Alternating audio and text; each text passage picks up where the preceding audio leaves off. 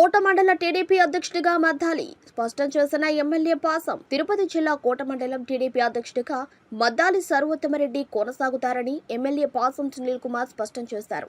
కోటలోని సర్వోత్తమరెడ్డి నివాసంలో తెలుగుదేశం పార్టీ నాయకులు, కార్యకర్తలు ఆత్మీయ సమావేశంలో ఆయన పాల్గొన్నారు. ఈ సందర్భంగా ఆయన మాట్లాడుతూ సర్వోత్తమరెడ్డి గత దశాబ్ద కాలంగా తెలుగుదేశం పార్టీ నిర్దేశించిన కార్యక్రమాలను సమర్థవంతంగా నిర్వర్తిస్తూ వైకాపా అధికారంలో ఉన్న సమయంలో తెలుగుదేశం పార్టీ బలోపేతానికి కృషి చేసి కార్యకర్తల సమన్వయం చేసుకుంటూ కార్యక్రమాలను విజయవంతం చేశారన్నారు. కోట మండలంలో ఆయన ఆమోదంతోనే ఏ పనినైనా చేస్తామని తెలిపారు. ఇటీవల నాయకుల మధ్య సమాచార లోపంతో అపోహలు ఏర్పడి పార్టీ మండలాధ్యక్ష పదవికి రాజీనామా చేసిన మద్దాలి రాజీనామాను ఉపసంహరించుకున్నట్లు తెలిపారు. అలాగే గూడూరు నియోజకవర్గంలో త్వరలో యువతకు పెద్ద ఎత్తున 20 పెద్ద కంపెనీలలో జాబ్ మేళా నిర్వహించే ఉద్యోగ అవకాశాలు కల్పించనున్నట్లు ఎమ్మెల్యే చెప్పారు. ఈ అవకాశాన్ని స్థానిక యువత ఉపయోగించుకోవాలని ఆయన కోరారు. రానున్న స్థానిక సంస్థల ఎన్నికల్లో నాయకులందరూ సమన్వయంతో పనిచేయాలన్నారు. ఈ కార్యక్రమంలో రాష్ట్ర తెలుగు రైతు విభాగం కార్యదర్శి పొలకాటి భాస్కర్ రెడ్డి, టీడీపీ జిల్లా కార్యదర్శి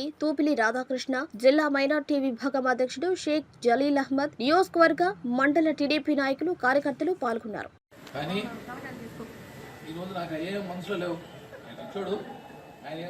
ఆయనతో నడవడం అనేది నాకు మెయిన్. ఇది ముందు కూడా చెప్పుకున్నాను నేను చాలాసార్లు. నేను ఎప్పుడు నడిచినా ఆయనతో నడుస్తా. నడవకపోతే ఇంట్లో ఉంటా. వేరే ఎక్కడ నడవను, వేరే ఎవరితో కనిపించను, వేరే ఎవరితో రాజకీయం చేయను. చేస్తే ఆయనతో చేస్తా. ఆయన కానీ నాకు అవసరం లేదనుకుంటే ప్రశాంతంగా ఇంట్లో ఉంటా. నాకు ఇబ్బంది కూడా లేదు. కానీ ఇక్కడ ఒకటే బాధ, నేను మిమ్మల్ని అందరినీ ఇబ్బంది పెట్టాను. దయచేసి మీరందరూ నన్ను క్షమించాలా. ఎందుకంటే మీకు అందుబాటులో లేకుండా పోయాను ఇన్ని రోజులు. నా మిత్రులందరినీ వదిలేశా, మిమ్మల్ని అందరినీ వదిలేశా. కాబట్టి దయచేసి మీరందరూ నన్ను క్షమించండి.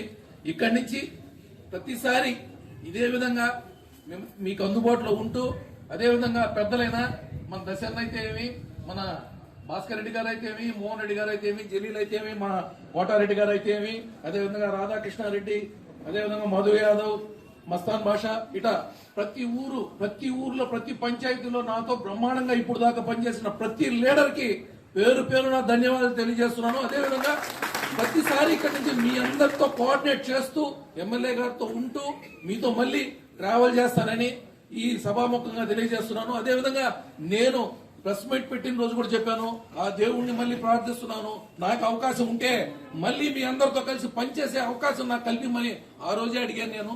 అది పత్రికా విలేకరులకు అందరికీ తెలుసు. ఈ రోజు చెప్తున్నాను మళ్ళీ, నేను ఎప్పుడైనా సరే నా పయనం ఎమ్మెల్యే గారితో.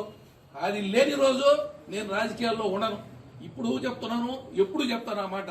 నేను వేరే పార్టీలో పోతానని, నేనేదో మారిపోతానని ఏదేదో ప్రచారం చేశారు. ఈ ప్రచారాలన్నీ నమ్మొద్దు. మా మధ్యలో ఒకటి ఆరా నా మిత్రులైతే ఏమి, మా ఎమ్మెల్యే గారితో ఒకటి ఆరా కొన్ని అభిప్రాయ భేదాలే, అంతేగాని ఏ విధమైన మా మధ్యలో ఏ విధమైన లేవు. ఏదో బయట వాళ్ళు ఏదేదో మాట్లాడారు, అవన్నీ పట్టించుకోబాకండి. ఇక్కడి నుంచి మేమందరం కలిసి పనిచేస్తూ ఎమ్మెల్యే గారి వెంట మేము ముందుకు పోతామని తెలియజేస్తూ ఈ అవకాశం ఇచ్చిన నేను అదేవిధంగా ఆ రోజు ప్రెస్ మీట్ లో పెట్టిన, నేనైతే యాక్చువల్గా అయితే చెప్పాలా, నేను మీకు ఇచ్చిన దీంట్లో రాజీనామా ప్రసక్తి రాలేదు. అయినా చెప్తున్నాను, నేను రాజీనామాను ఉపసంహరించుకుంటాను. నేను యాక్చువల్గా ఆ రోజు చెప్పింది నా బాధ్యతల నుంచి వస్తున్నాను. కాబట్టి ఇక్కడి నుంచి మళ్ళీ బాధ్యతలు తీసుకుంటా, ఎమ్మెల్యే గారితో నడుస్తా. మా భాస్కర్ రెడ్డి గారికి, మా జలీల్ అహ్మద్ గారికి, అలాగే మా దశన్న గారికి, విజయసాగర్ రెడ్డి గారికి, మోహన్ రెడ్డి గారికి, అలాగే మా రాధన్నకి, మా మధురెడ్డి గారికి, మా సుష్మమ్మకి, మా భాష గారికి, అలాగే వేదిక మీద మధు యాదవ్ గారికి, మా సురేష్కి, రఘురామన్నకి, ఇటువంటి మహిళా నాయకురాలకు, అలాగే పెద్దలందరికీ కూడా పేరున ధన్యవాదాలు తెలియజేస్తున్నా. ముఖ్యంగా నా కుటుంబ సభ్యులు, నా పార్టీ తెలుగుదేశం పార్టీ నా కుటుంబ సభ్యులందరూ కూడా ధన్యవాదాలు తెలియజేస్తున్నా. ముఖ్యంగా యాక్చువల్గా నాకు సర్వోత్తమరెడ్డి గారు రాజీనామా చేసినట్టు ఫ్యాక్స్లో నా వాట్సాప్లో నేను కూడా లేనప్పుడు, నేను నిజంగా మీరు నమ్ముతారో నమ్మరో హైదరాబాద్ హాస్పిటల్లో ఉన్నాను. మాటలు కూడా లేని పరిస్థితి, ఊపిరి కూడా పీల్చుకోలేని పరిస్థితి, చాలా ఇబ్బందులుగా ఉండే హాస్పిటల్లో. నాకైతే తెలియదు. అప్పుడు మా గన్మ్యాన్ ఒక అంకయ్య వచ్చి, అన్న నేను కూర్చొని ఉండా, దాన్ని వీల్ చైర్లో కూర్చొని ఉండా, అన్న సర్వోత్తమ రెడ్డి రాజీనామా ఇచ్చాడు అని చెప్పి అప్పటికే బీపీ దాదాపు 170 దాకా ఉండింది. సర్వోత్తమ రెడ్డి అంటే ఇంకా పెరిగిపోయింది బీపీ, నాకు అర్థం కదా, ఇంకా మాట్లాడలేను, గమనైపోయి ఇంకా మరుసటి రోజు మళ్ళీ నేను రంగయ్యకి పిలిచేయంగా ఫోన్ చేసి సర్వోత్తమ రెడ్డికి ఒకసారి మాట్లాడి ఎందుకు ఇచ్చాడు ఏంది అంటే అంతకుముందే నేను వచ్చి నేను పెద్దలు మా భాస్కర్ కూడా ఇక్కడికి వచ్చాము. తర్వాత ఫోన్ చేస్తే ఫోన్ లిఫ్ట్ చేయాలి సర్వోత్తమ రెడ్డి. తర్వాత రాజేష్ మా తమ్ముడిని కూడా ఇక్కడికి పంపించాను, ఇంట్లో లేరని చెప్పారు. నాకు అప్పుడు అర్థం కాకుండా మళ్ళీ దాని తర్వాత మా విజయన్నకి ఫోన్ చేసి చెప్పారు. విజయన్న ఏంటంటే దశన్న కూడా చెప్పారు. అయితే మాకు కూడా తెలియదా, మాతో బాగానే మాట్లాడాడు, ఎందువల్ల చేశాడో రాజీనామా అని చెప్పారు. సరే నా ఒకసారి మాట్లాడదాం, ఏది ఎందువల్ల చేశాడో అర్థం కాని పరిస్థితి. దాన్ని పత్రికలు కానివ్వండి, సోషల్ మీడియా కానివ్వండి గందరగోళంగా ప్రచారం పెట్టారు. సర్వోత్తమ రెడ్డి గారు రాజీనామా ఇచ్చేశారు, ఎవరుంటారు, ఎవరు తెలుగుదేశం పార్టీకి వాళ్ళ వీళ్ళ తెలుగుదేశం పార్టీకి వాళ్ళ వీళ్ళ కాదు, కార్యకర్త తెలుగుదేశం పార్టీ బలం, అది నేను తెలియజేస్తాను. సునీల్ కుమార్ అనే ఎమ్మెల్యే ఉన్నా లేకపోయినా తెలుగుదేశం పార్టీ కోటలో ఎప్పుడు చిరస్థాయిగా ఉండేటువంటి కార్యక్రమం. అట్లాగే పెద్దలు జగన్మోహన్ గారు లేరు, ట్రీట్మెంట్ మీద కేరళ ఉన్నారు, లేకపోతే అన్న కూడా రావాల్సింది, అన్నతో కూడా మాట్లాడా. తర్వాత మళ్ళీ నేను మా జడ్జీలు, మా మోహన్ రెడ్డి, మా మోదీయాలు, సురేష్ అందరితో కూడా మాట్లాడిన తర్వాత నేనే సర్వోత్తమ రెడ్డికి మొన్న ఫోన్ చేశాను. ఏమన్నా అసలు ఈ పని నేనేదో హాస్పిటల్లో ఉంటే నాకు తెలియదమ్మా దగ్గర మీరు హాస్పిటల్ ఉంటాను, నిజంగా నాకు తెలిస్తే నేను చేయను నేను అన్నాడు. సరే సార్, ఒక నా ద్వారా ఏదన్నా తప్పు జరుగుతుంటే క్షమించు సార్, నేనైతే ఎప్పుడు కూడా సర్వోత్తమ రెడ్డి పార్టీ ప్రెసిడెంట్ పక్కన పెడితే నా సొంతం. నేను ఎమ్మెల్యేగా ఓడిపోయినప్పటి నుంచి కోర్టులో రాజకీయం చేశానంటే సర్వోత్తమ ఇంట్లో రాజకీయం చేశాను. ఇక్కడే వచ్చా, ఇక్కడే టిఫిన్ చేశా, ఇక్కడే అన్నం తిన్నా, రాత్రిప్పుడు కూడా అన్నం తిన్నా, ఎప్పుడు వచ్చినా ఇక్కడే కూర్చొని రాజకీయం చేయాలి తప్ప వేరే ఇంటికి నేను రాజకీయం చేయలే. అది మీ అందరికి కూడా తెలిసిన విషయం. ఏమనున్నా సర్వోత్తమ రెడ్డి నాకు కొంత పని సార్, నాకు మీరు అవసరం అని చెప్పేవాడు. తర్వాత అన్ని ఎలక్షన్స్లో బ్రహ్మాండం చేశాడు, ఎమ్మెల్సీ ఎలక్షన్స్లో కూడా బ్రహ్మాండం చేశాడు. స్థానిక సమస్య ఎలక్షన్లో కూడా టౌన్లో అయితే ముఖ్యంగా మా సర్వోత్తమ రెడ్డి, మా చెల్లెలు, మా రాధన్న, మా సురేష్, ఎంపీటీసీ మా సద్దాము, మా ముస్లిం మన మైనార్టీ పేరు శంషు ప్లస్ మా సురేష్, వీళ్ళందరూ ఆ రోజు కలిసి కూడా ఇక్కడ ఎంపీటీసీలని ముగ్గురు గెలిచినట్టే, రాధన్న కూడా గెలిచినట్టే. అంత కష్టపడి ఇక్కడ చేశారు. ఇది గెలిపించడం పాటు చుట్టుపక్కల ఉన్నటువంటి మోహన్ రెడ్డి అంతా వాళ్ళతో కోఆర్డినేట్ చేసుకుని కూడా ఎంపీటీసీలు కూడా గెలిచాం. అంటే గెలవడం ఒక చరిత్ర. ఆ టైంలో వైఎస్ఆర్సీపీ భయభ్రాంతులు చేసి ఇబ్బంది పెట్టే టైంలో ఇక్కడ పోటీ పెట్టి గెలిపించడం కూడా చాలా తమాషా విషయం కాదు. అప్పటి నుంచి సర్వోత్తమ రెడ్డి బూతుల దగ్గర కూడా నిలబడ్డాడు. అంత బాగా పార్టీకి ఎప్పుడు కూడా కమిటెడ్గా పనిచేసినటువంటి వ్యక్తుల్లో సర్వోత్తమ రెడ్డి ముఖ్యుడు ఇక్కడ. అట్లాగే ఏదైనా ఇష్యూ వచ్చినప్పుడు మా భాస్కర్తో నేను పోయి చెప్పేవాడు. మనం వచ్చి ఫస్ట్ భాస్కర్ ఇంటికి వచ్చి నేను మాట్లాడొచ్చా, భాస్కర్ ఆరోగ్యం నేను ముందు మీటింగ్కే వస్తాను అని చెప్పి అన్ని విషయం చెప్పొచ్చా భాస్కర్ని. భాస్కర్ కూడా నేను మాట్లాడాను ఎమ్మెల్యే గారు, ఇబ్బంది ఏం లేదు అని చెప్పారు. తీరా సర్వోత్తమ గారితో మాట్లాడితే నీకు నాకు ఏం లేవా, ఏదో ఆ రోజు ఆవేశం నేను నాతో మాట్లాడలేదని చెప్పి నేను ఇచ్చేసానంటే, నేను హాస్పిటల్లో ఉన్నాయా 10 రోజులు హాస్పిటల్ జాయిన్ అయ్యి ఉన్నా, స్టార్ హాస్పిటల్లో 10 రోజులు జాయిన్ అయి ఉన్నాను. అందువల్ల తప్ప ఇంకోటి అయితే నాకు లేదు. అంతకుముందు కూడా సర్వోత్తమ రెడ్డి గారి ఇంటికి కూడా పోయి వచ్చాను, ఇక భోజనం మధ్యాహ్నం కూడా భోజనం చేసి వెళ్ళే. కాబట్టి దాన్ని గందరగోళం చేసి అధ్యక్షుడు రాజీనామా చేశాడు, కోర్టులో ఇబ్బంది అయిపోయింది అనేటువంటి పరిస్థితి తీసుకొచ్చింది చాలామంది. అంటే ఇక్కడ నేను చెప్పేది ఒకటే, అటువంటి మనసు ఉన్న మన పార్టీలో ఉన్న అటువంటి బుద్ధులు పక్కన పెట్టుకోండి, తీసేయండి. నేనైతే అట్టాన్ని మాత్రం ఉపేక్షించను, అది మాత్రం కష్టం చెప్తున్నా. ఎవరైతే ఈ చిన్న డిస్ప్యూట్ని పెద్ద చేశారో వాళ్ళందరూ ఎవరో నాకు తెలుసు. కాబట్టి అటంటే మానుకోండి. ఇది పార్టీ, ఇదే ఎవరు సొంతం కాదు. ఇది నందమూరి తారక రామారావు గారు పెట్టిన పార్టీ. ఆ పార్టీలో ఉన్నటువంటి నాయకులు, కార్యకర్తలు అందరూ కూడా ఏదో నన్ను చూసో ఇంకొకళ్ళు చూసి రాలేదు. తెలుగుదేశం పార్టీ సైకిల్ గుర్తు రామారావు గారు, చంద్రబాబు నాయుడు గారు, లోకేష్. అంతే తప్ప మా గొప్పతనం అయితే కాదని నేను మళ్ళీ చెప్తున్నా. ఆయన పుణ్యాన ఆయన బొమ్మ పెట్టి గెలిచిన వాళ్ళం మేము.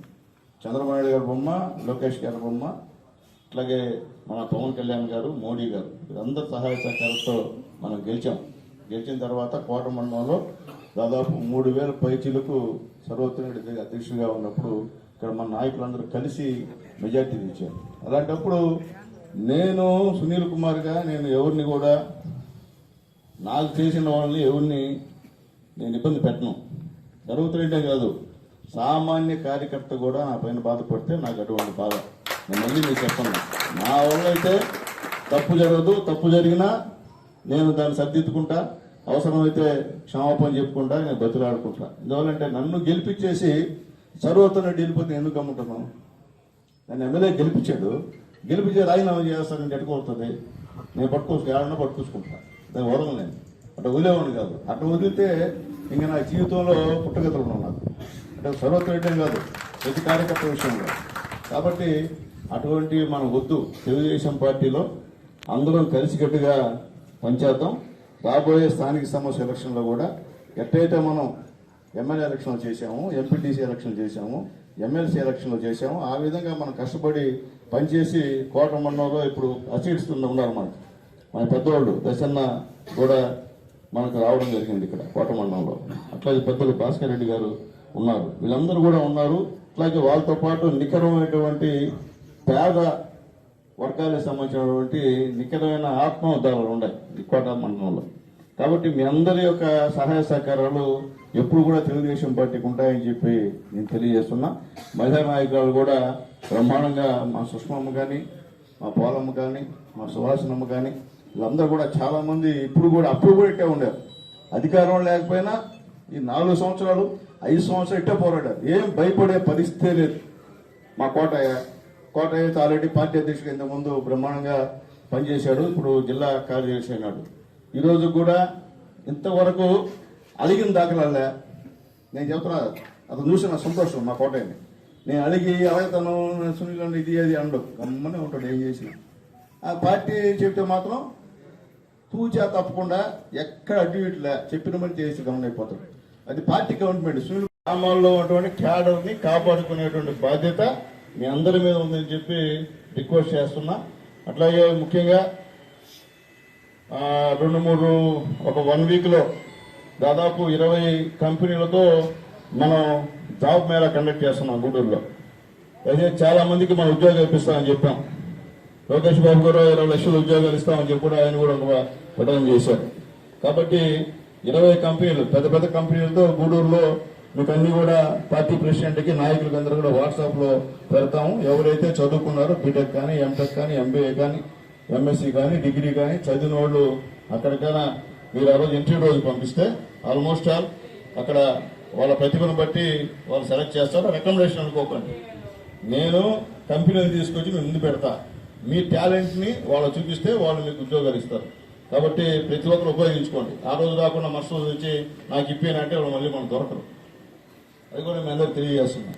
అలాగే అపెక్స్లో కూడా దాదాపు నెక్స్ట్ మంత్ 150 ఉద్యోగాలు ఇంటర్వ్యూస్ ఉన్నాయి. అవి కూడా మన పార్టీ ఆఫీసులో పెడతాం. అది కూడా ఉపయోగించుకోమని చెప్పి అందరికీ రిక్వెస్ట్ చేస్తున్నాం. ఎందువల్లంటే మనం ఎన్ని చేయకపోతే మళ్ళీ కోట్ల కోసం పోవడం వినాలి. కాబట్టి మేము ఈ గ్రామాల్లో మనకి ఎవరైతే కష్టపడి చేశారో, ఎవరైతే నిజంగా ఆ కుటుంబం అతనికి ఉద్యోగం వస్తే ఆ కుటుంబం బాగుపడుతుందో అలాంటి వాళ్ళని ఎంపిక చేయండి. అట్లాకుండా ఊరికే వచ్చేసి ఎట్లా ఎవరుంటే వాళ్ళు ఎన్నిక చేసి 10 రోజులు ఉంటే 11 రోజులు ముగించేవాడిని మీరు సెలెక్ట్ చేయాల్సిన అవసరం లేదు. కాబట్టి ఎవరికి అవసరమో వాళ్ళని సెలెక్ట్ చేస్తే బాగుంటుందని చెప్పి రిక్వెస్ట్ చేస్తున్నా. అలాగే మొన్న బీసీ లోన్లు చాలా తక్కువగా ఇచ్చాం. ఎస్సీ లోన్లు కూడా తక్కువగానే ఉన్నాయి. రేపు ఎస్టీ లోన్లు కూడా వస్తాయి. ఈ సంవత్సరం మీకు తెలుసు బడ్జెట్ దారుణం పరిస్థితి, మన పరిస్థితి బాగలేదు. అయినప్పటికీ కొన్ని లోన్లు మనం ఇచ్చాం. నెక్స్ట్ ఇయర్ మీకు ఆ ఇబ్బంది లేకుండా సఫిషియెంట్ లోన్లు కూడా గవర్నమెంట్ మనకి ఇస్తుందని చెప్పి ఆల్రెడీ మాట ఇచ్చింది. కాబట్టి నెక్స్ట్ ఇయర్ ఈ సంవత్సరం నాన్నోళ్ళు అడగకుండా మాకు ఇరేది పదవాయని అనకుండా ఇంకా మనకి 4 సంవత్సరాలు ఉంది. గుర్తుపెట్టుకోండి, మనం ప్రతి ఇయర్ లోన్లు మనం ఇస్తూ ఉంటాం తెలుగుదేశం పార్టీలో. ఇంతకుముందు ఇచ్చిన లోన్లు ఎవరు గుర్తులేవు, తినేసి గమనైపోయినారు. ఈసారి కుదరదు. అవన్నీ ఖచ్చితంగా లోన్ ఇస్తే మీరు యూనిట్ పెట్టాల్సిందే. యూనిట్ పెట్టకపోతే వచ్చే డబ్బు కూడా రాదు. నేను మళ్ళీ చెప్తున్నా, యూనిట్ పెట్టి మీరు మీ స్వయం కృషిలో ఎదగాల. ఎదగకుండా డబ్బులు తినేద్దాము అప్పు తీర్చుకుందాం అంటే అది కుదిరే పని కానీ అట్లా అయినాక మేము కూడా శాంక్షన్ చేయం, బ్యాంకు కూడా అసలు గీరు. కాబట్టి అది కూడా మీరు దృష్టిలో పెట్టుకోమని చెప్పి అందరు కార్యకర్తలకి తెలియజేస్తూ ఈ సాయంత్రం వేళల్లో బ్రహ్మాండంగా ఎండ కూడా తగ్గింది. మా సర్వోత్తమ్ రెడ్డి గారి ఇంట్లో వచ్చినటువంటి మా పత్రికా మిత్రులకి ఎలక్ట్రానిక్ మీడియా వారికి కూడా ధన్యవాదాలు తెలియజేస్తున్నాను. ఇష్యూ ఇచ్చినప్పుడు మమ్మల్ని కూడా అడగండి, మా వాయిస్ కూడా తీసుకోండి. తీసుకోకుండా మీరు అట్లా రాసేస్తే అది ఇబ్బంది. ఈ తెలుగుదేశం పార్టీ